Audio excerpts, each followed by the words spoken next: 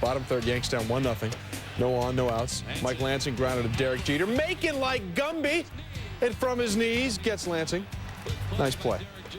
Bottom of the fifth, still 1-0. Man on second, no outs. Lansing lays down the bunt. Mussina guesses the wrong way. Lansing safe at first, so you know what we have. We have runners at the corners. Next batter, Darren Lewis, wielding a hot piece of lumber. Up the middle, Lou Merlone tallies. Sox go up 2-0. Lewis, big day, 2 for 4, single and a triple.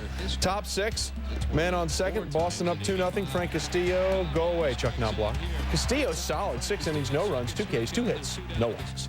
Bottom seven, Boston up 2-0. Merlone bunts. Mussina makes a tough and inaccurate throw. Alfonso Soriano can't make it. Brian Daubach scores. Sox go up 3-0. Top eight now still 3-0. Pete Shorrock to Tino Martinez. And Tino is better than Pete. On this pitch anyway. Deep at and goodbye.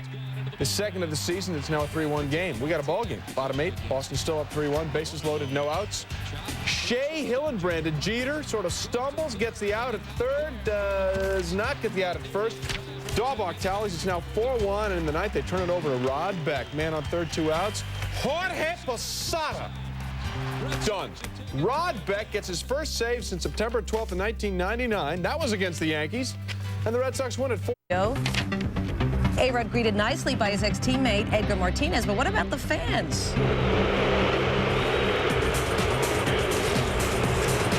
You knew that was going to happen. You knew the signs were going to come out big time. The fans were creative. They even threw paper money in protest of A-Rod's appearance. Here he is in his first at bat. Grounded to third, David Bell. Throws to second for the force.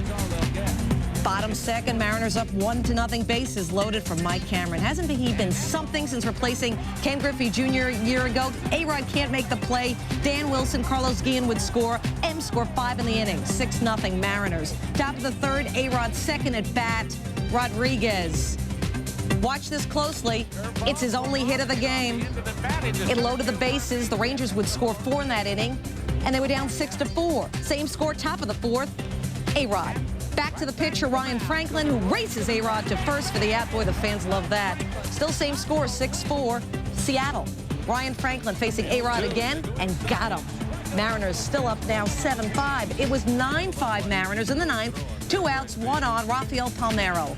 For the love of elevation, his second home run of the game. Rangers down 9-7 now. Next batter, Pudge Rodriguez. So dangerous, but not right there. David Bell, 0 for 4 at the plate, but that was a nice play. Game over. Mariners win, beating A-Rod's team, the Texas Rangers, 9-7. Usually the Rangers are involved in the 9-8 game. This time it was 9-7.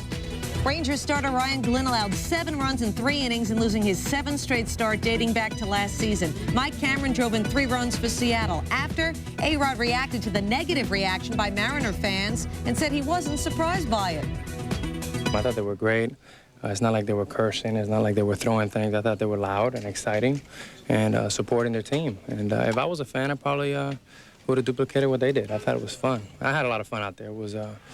It was fun to come back. It brought back some incredible memories. And I'm glad I get the opportunity to play against them. It's so nice to come back to the Northwest, a place where I have so many warm memories. And I think it's fun. I mean, if they were playing, I would probably be booing the fans. So, I mean, it kind of, you know, it's all good. Now, about A-Rod. In the AL West, A's off to a 2-10 start visiting Anaheim. Jared Washburn making his first start of the season. Top 2 bases loaded, Johnny Damon, Adam Kennedy. Ramon Hernandez scores. Kennedy gets an error, and it's 2-0 Oakland. Next batter, Miguel Tejada. And Miguel Tejada is going to left where Darren Erstad sticks the landing. Then heads up play, throws to second, picking off Frank Menechino, who overruns Eric Chavez at third for the double play. Angels are out of the inning. Mark Mulder, bottom 3 facing Kennedy and gets him swinging on the curveball. Bottom 4 gets Erstad on the 1-2 change, his 5th K at a no-hitter through 5. 2 batters later, Mulder gets Troy Gloss to end the inning. Mulder, Monday, 6 innings, 3 runs, 5 hits. He struck out 7. But his luck changed in the 6th. Sean arose deep to left center, and it is gone. His first home run of the year. That breaks up the no-no. But the A's go on for the 6-3 win. The A's 4 through 9 hitters each had 2 hits. Frank Menechino a homer and 3 RBI. Oakland snaps its 7-game losing streak. The Angels have lost a season-high 3 in a row.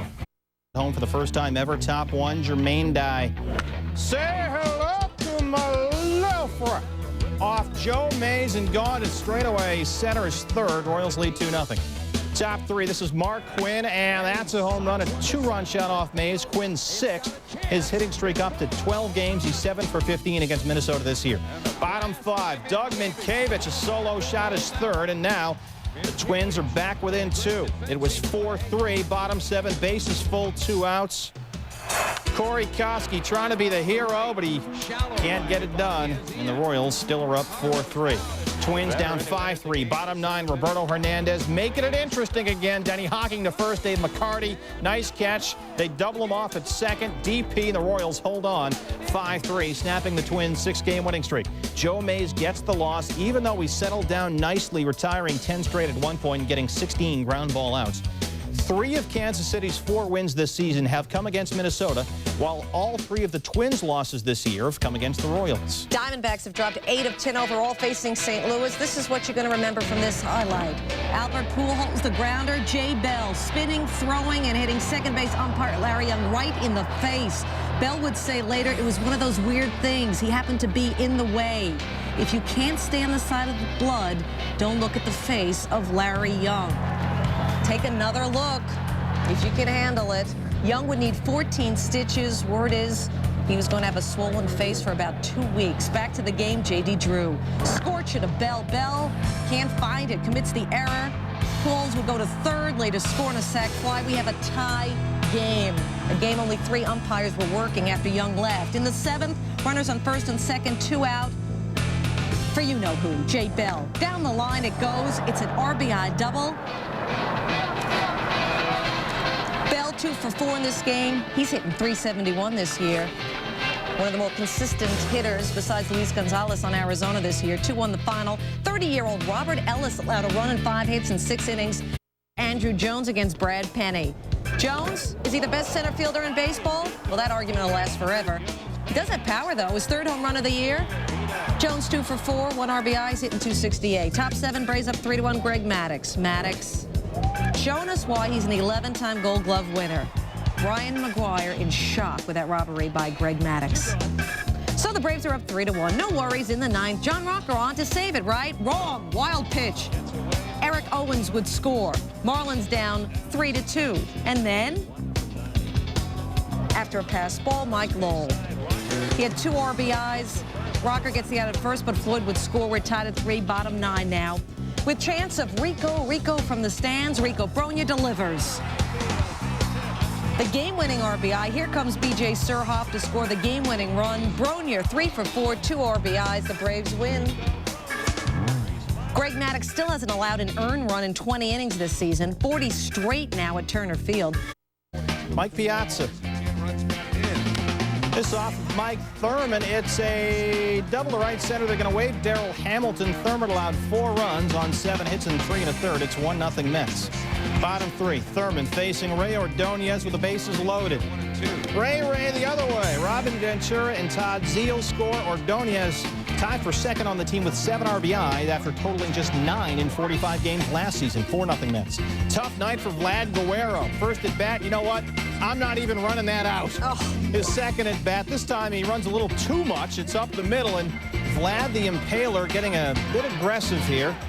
Nice throw by Jay Payton, relay by Todd Zeile. Vlad Guerrero is out. The Mets hang on 4-3. Rick Reed falls shy of his attempt to become the first pitcher since Shane Rawley in 1983 to open a season with 3 straight complete games. Still, Reed has 14 strikeouts and 0 walks in 25 innings this season. In fact, dating back to last season, Rick Reed has now thrown 32 consecutive innings without issuing a base on balls. Astros, Pittsburgh. In Pittsburgh, Aramis Ramirez facing Wade Miller. Bases full at Ramirez. 2 runs come in. Jason Kendall and Emil Brown would score. 1 for 4 was Ramirez. Those 2 runs, those 2 RBIs, his only hit of the night. Brown, Jason Kendall takes off for 2nd. Jack Wilson scores in the double steal.